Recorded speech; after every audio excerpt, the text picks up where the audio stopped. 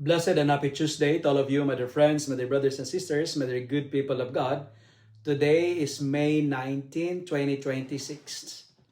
As I reflect on today's gospel from the beautiful and the wonderful account of the Gospel of John, chapter 17, verses 1 to 11a, I find myself drawn into the intimacy of Jesus' prayer to the Father, and I realize that before the cross, before the suffering, and before the fulfillment of his earthly mission, Jesus first lifted his eyes to heaven.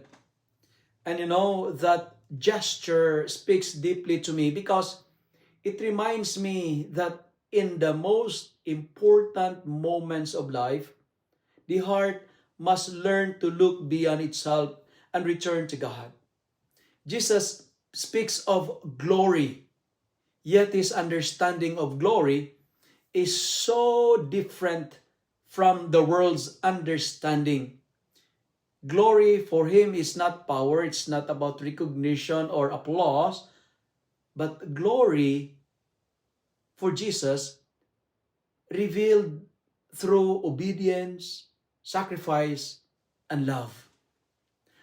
I see in his prayer a son who knows his identity and his mission. And I ask myself, how often as a priest, I lose sight of mine because of fear, distractions, or the desire for approval or applause. Jesus says that the eternal life is to know the Father and the one he sent. And I realized that faith is not merely about performing religious duties, like doing the sacraments or following routines.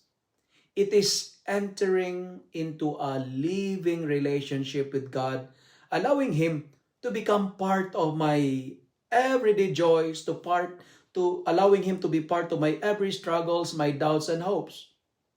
What touches me most is how Jesus prays for his disciples, thinking not of himself, but of those entrusted to him. Even as he approaches suffering, his heart remains concerned for others. And this makes me examine my own heart and ask whether I carry people in prayer or only carry my own burdens. As I continue my journey of faith, I find comfort in knowing that I belong to God and that my life is held in his loving hands. And Jesus' prayer becomes my prayer as well.